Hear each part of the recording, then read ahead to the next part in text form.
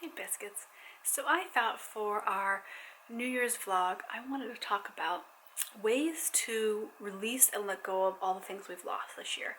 Because no matter how well your life has gone in 2020, I think we've all had emotional or physical or sometimes even bigger losses, right? And how do we take care of our mental and emotional well-being and our self-care this time of year when, you don't need to do a bikini body reset. You don't need to make a list of 12 things that you're going to do. You don't need to bring out your bucket list and plan it. You don't need to say the 20 countries I'm going to visit this year, right? I feel like this New Year's, for me at least, is a lot about really releasing sadness and kind of letting go of expectations that I had for this year that just didn't occur. Or of negative things that happened, right? And I feel like having a little ritual, having a little something to do kind of helped us be more joyful and be more happy. And I'm not somebody that believes that happiness isn't all in, like you're happy all the time. It's the only way to be happy. If you ever acknowledge sadness or loss or pain, suddenly your happiness is gone and what's the point? I really don't feel that way. I feel like by acknowledging loss and embracing our emotions and then being able to release them, that really makes us a lot happier. Because God knows I've gone through times in my life where I have been, tight-lipped. My emotions were not living on my sleeves, and it made me so much less happy, to be so self-conscious of my own feelings and so uncomfortable in them. So things that I love for kind of releasing them ceremonies is, I really love the tradition of letting something go into water. It could be a stick, it could be a note that lists something that was really painful for you this year, that you let just float out into the ocean or a lake or a river and just float away and get melted slowly by the water, right? I think that can be really therapeutic. I've always found water very calming and just recentering, helped me come back into my sense of self. So I think that's a really beautiful tradition to do. You can also write down all the things that have been terrible this year for you, all the things that have gone wrong, and you can do a fire pit in your backyard if you've got a safe backyard for that, and you can burn that. And once you've burned that, then you can think about all the good things that are going to happen in the coming new year, all of the positive things, all of the happy things, and all of the wonderful things that can come out of a new year, And a third thing that I love is a gratitude list. And I don't mean like maybe literally writing down your list, but regularly, every day, multiple times a day, saying things that you're grateful for. And they can be big things, small things. They can be things you're looking forwards to, things that have happened. My son and I were going for a neighborhood walk, looking at Christmas lights that are up. And he was just like, "Oh, Mama, can we stop walking?" I'm like, "Oh, what is it? Are your legs sore?" Because it wasn't a long walk, just a little neighborhood walk.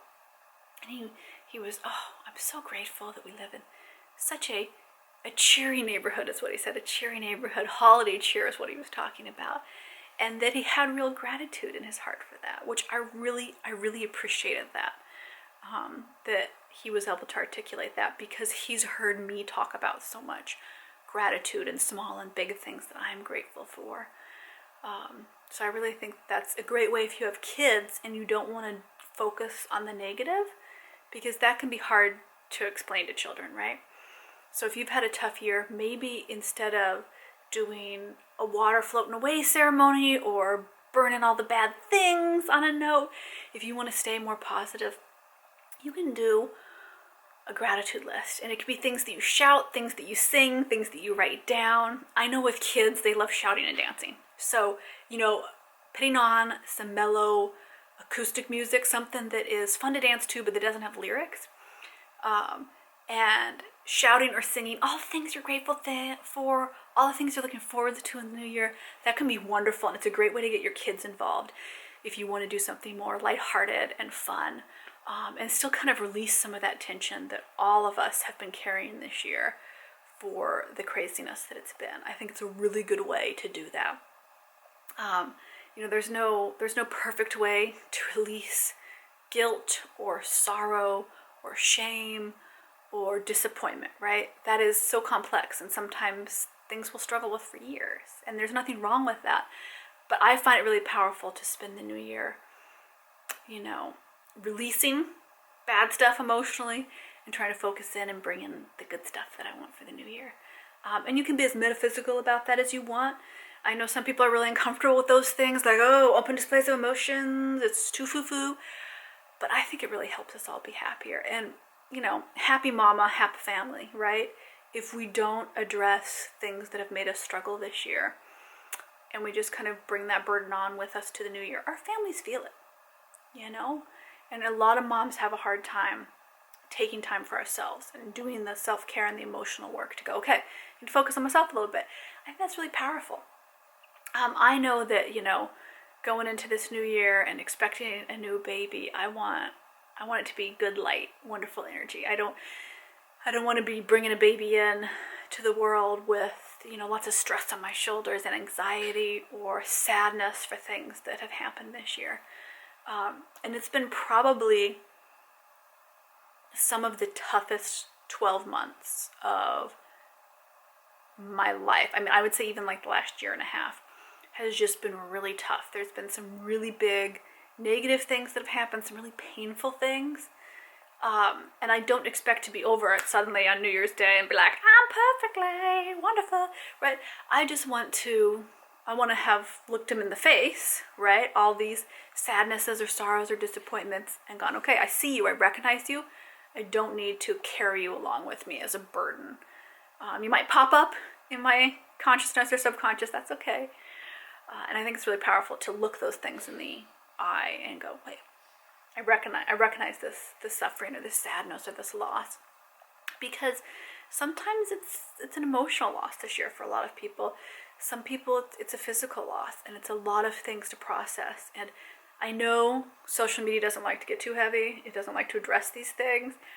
But for me, it's really important to be honest and open about the emotionalness of this year. Like, it's been a hard year of losing people and losing dreams and expectations and just sadness. There's been some heaviness, more than some, lots of heaviness this year. And I feel like learning to let that go, not by denying it or hiding from it, but by facing it and doing a little something for New Year's. You can even just light a candle, on your dining room table. Light a little candle. Let go of all that heaviness. And breathe in all that beautiful light. It doesn't have to be anything crazy, complicated, or dangerous or wild, right? It's just small little things that we can do this year while we're all hunkered down to welcome in hopefully a better year, So that's my hope for the new year. I wanted to pop on and talk about that. I was debating uploading this video because I thought, is it too heavy? Is it like not a cheery, helpful enough video? But I feel like it's okay to admit that this year has been heavy and big and hard in a lot of different directions, and still have, it's had beautiful, wonderful moments too. So I think that's okay. Hopefully you enjoy this. Give it a thumbs up. Go over to my Instagram. Say hi for New Year's, because it's going to be a better year. Okay, New Year's hugs. See you around, biscuits.